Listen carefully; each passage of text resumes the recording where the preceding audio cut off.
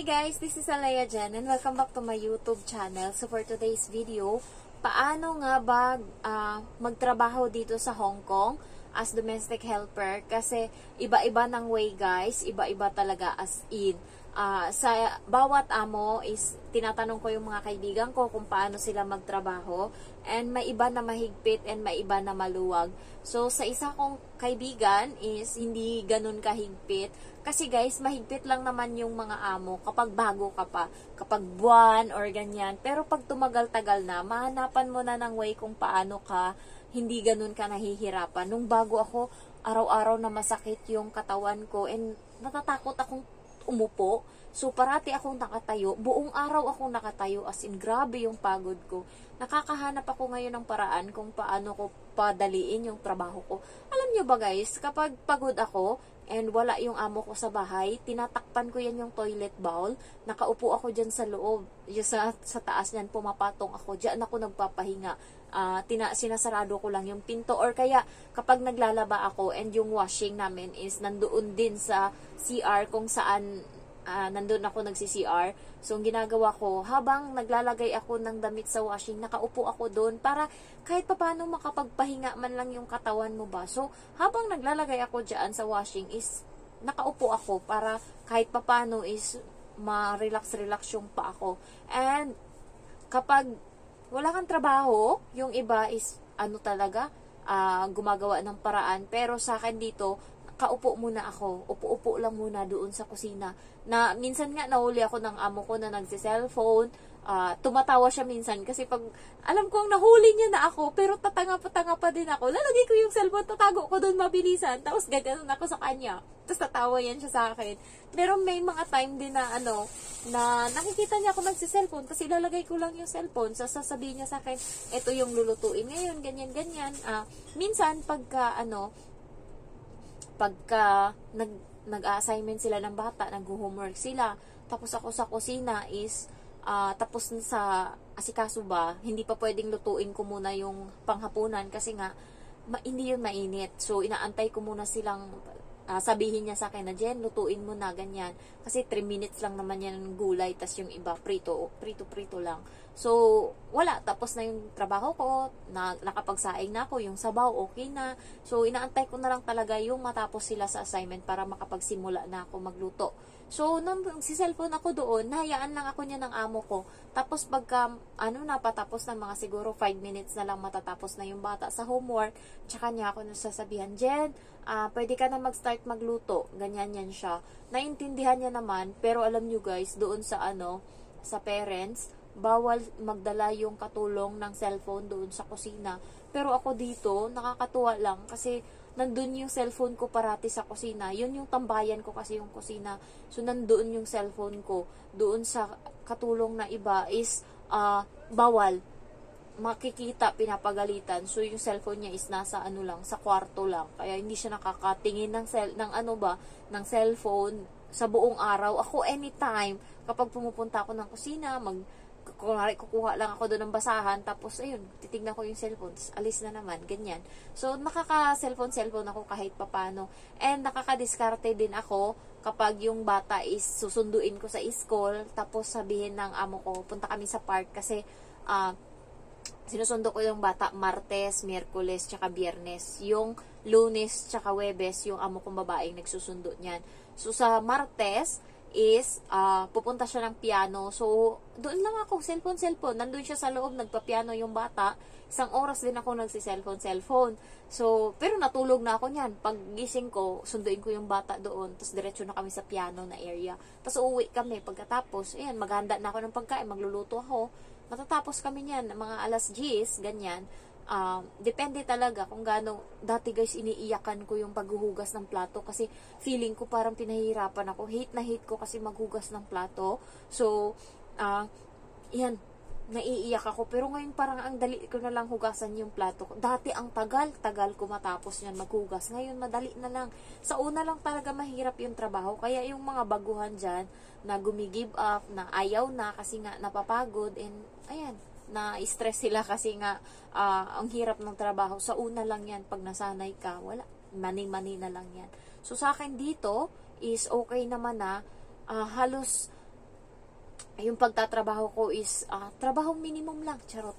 So, wala. Tinatapos ko lang yung daily routine ko. Sinasakto ko yan, binabagal-bagalan ko na masakto na 2:00 tapos na ako sa trabaho ko para makakapagpahinga na ako. Natutulog ako guys dito sa kwarto. Alam niyo yung 1 oras na pahinga ko, pag lapat talaga ng katawan ko sa sa higaan, tulog talaga agad dyan.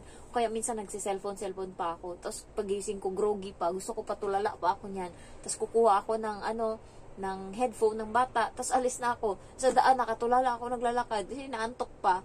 So, ganyan lang yung trabaho ko dito. Kaya, ang gaan-gaan lang talaga. Sa luto kasi, madali ko lang manihin yung luto. Okay na sa akin, mani-mani ko na lang yan. Yung amo ko din, parang, alam niya din na hindi ganun kahirap yung trabaho ko. Pero, wala naman siyang comment kasi, as long as nakikita niya ako nagtatrabaho talaga, hindi ko kailangang utusan. Basta, pag nakita ko, nililinis ko talaga yan. And nakikita niya naman na hindi ko pinapabayaan yung bata. Basta nandyan lang, tas wala akong trabaho, nilalaro ko talaga yung bata. Yun yung isa din sa gusto ng amo ko sa akin. Kasi hindi lang ako nakatunganga dyan na parang nag-aantay pang utusan. Ako, nagkukusa ako. Pag yung bata, nakita kong lumabas, is nakahubad. Ngayon, kailangan ko na siyang suotan ng damit kasi nga basa, ibig sabihin yung damit niya yan. So, natutuwa yung amo ko sa mga konting bagay na pinapahalagahan ko na imbis na, alam mo yun, siya pa yung gagawa. Kasi hindi siya mahilig mag-utos yung amo ko, yung mga bagay-bagay. Hindi niya yan inuutos kapag nahihiya siya siguro. Yung mga pagkuha ng tissue, ganyan, or kaya pagkuha ng mga damit ng bata, pag-asikaso. Minsan, pag nakakalimutan ko, siya yung nag-aasikaso niyan. Pag naalala ko, ay, sorry ma'am, I forgot. It's okay. So, minsan siya na yung gumagawa, hindi katulad ng iba na isubo mo na lang sa kanila. Yung amo ko, hindi. Hanggat maaari, kapag busy ako, nakita niya naman may ginagawa ko, siya na yung gumagawa niyan. Minsan, tinutulungan niya din ako sa mga gawain, lalo pag nakita niya na late na. And nagti-thank you yan siya sa akin kasi nga naaasahan niya na ako sa bata. Katulad kahapon, umalis sila, nagpa-China sila. Umalis sila ng umaga, di hinatid lang nila yung bata sa school. Paghapon, ako na yung kumuha sa bata, nagpunta kami sa park, 6:00 na kami umuwi sa bahay. 3:00 ko sinundo yung bata ha, 3:00. Namuwi kami 6:00 na, ganun. Silpon lang ako dun sa park, tapos yung bata, laro lang dyan sa park. Sige, maglaro ka lang dyan, ako dito, silpon. So, uwi ko, sabi lang sa akin ng amo ko, lutuan ko daw yung bata ng noodles, ganyan. So, yun na yung hapunan niya. And then, sabi niya, maligo ka din pagkatapos, tapos kumain ka, mamaya pa kami siguro makauwi 10:30. Tapos 10:00, naglalaro kami ng bata. Pagtingin ko sa cellphone, may chat yung amo ko na, patulugin mo na yung bata kasi gabi na, baka mamaya-maya pa kami dumating. So, pinatulog ko, dumating sila 11:00 na mahigit. Tapos na din ako sa trabaho ko. Nag-toothbrush lang ako, tapos nagpaalam na matutulog na ako. So, thank you very much, Jen. Sabi niya, kasi natutuwa yung amo ko, hindi ako nagbibilang ng trabaho dito.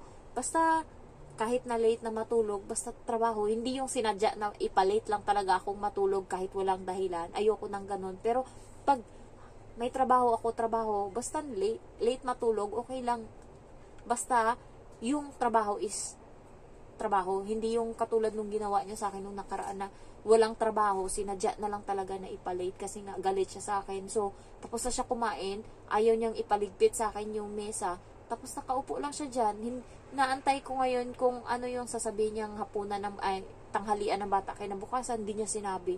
Alam mo, sinabi niya 12:00 na ng gabi. Kaya sa sobrang galit ko sa kanya, habang nagsasalita siya sa akin sa harap ng ref, nandun kaming dalawa, sasalita siya sa akin, ganito yung lutuin bukas, ganyan-ganyan. Hindi ko siya tinitignan, galit talaga ako. Si cellphone ako guys, na siya nagsasalita dyan ng yung lulutuin. Okay, ganun lang. Pero, talaga, pinapakita ko sa kanyang galit ako.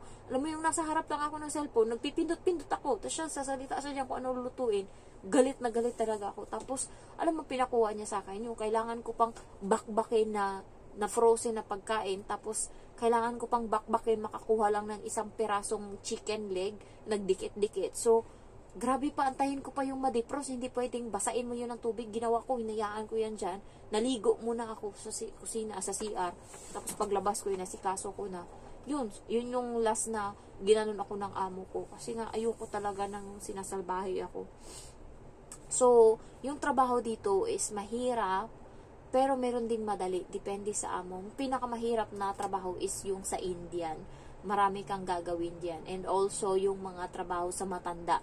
Alam nyo guys, pag matanda yung amo nyo dito sa Hong Kong, ayaw nila nakikita kayong nakaupo. Sobrang buraot nila na napakakonting bagay is iuutos pa, papagalitan ka, and lahat-lahat ikaw.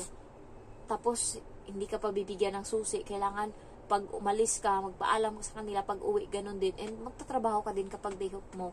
So, sa akin dito, voluntary ako nagtatrabaho. Yun yung natutuwa ako. Hindi ako, pinupush ng amo ko na, trabahuin mo to, ganyan-ganyan. Doon sa Indo, kailangan talaga niyang trabahuin lahat. Ang dami pang hugas na nakatambak. Lahat yun sa kusina. Mga luto-luto, siya pa yung maghuhugas. Tapos, papakainin niya pa yung isda. Ang dami pa niyang gagawin, kahit day off niya. Kaya sabi niya, hindi na daw siya mag-renew, tapos inuto siya ng matanda. Sabi, wala ka naman, malaki naman yung anak mo, mag-renew ka na lang. Tapos sabi niya, pag-isipan ko muna, kasi nga, gabi-gabi siyang umiiyak kasi sobrang sakit ng katawan niya. Kasi sabi, sobrang dami niyang trabaho doon, and late na din siya natatapos. Tapos, aside from that, sinisigawan siya. Yung pasigaw pag nagagalit. Sa akin dito, hindi uso sigaw dito guys sa bahay. Yung nagsisigaw lang yung bata, kaaway ko. Yan, away kaming dalawa, malala. Pero yung amo kong babae, mas malakas pa yung boses ko. Yung lalaki, ganun din. Tsaka walang pakialam yung lalaki. Hayaan ka niya dyan as long as wala kang ginawang mali. So, yun lang yung sa lalaki. Under siya ng amo kong babae. Pero, alam mo yung pagdating sa akin, hindi siya strict tao. Bahala ka dyan sa buhay mo. Basta, nakita ko lang yan siya, i-greet ko lang yan siya. Nakikita niya rin na nagkukusa din naman ako, kaya natutuwa siya. So, ayun lang guys. Thank you for watching, and lasing talaga ako ngayon. Kaya bangag ako, as in, lutang. Thank you for watching, and I love you all. Bye-bye.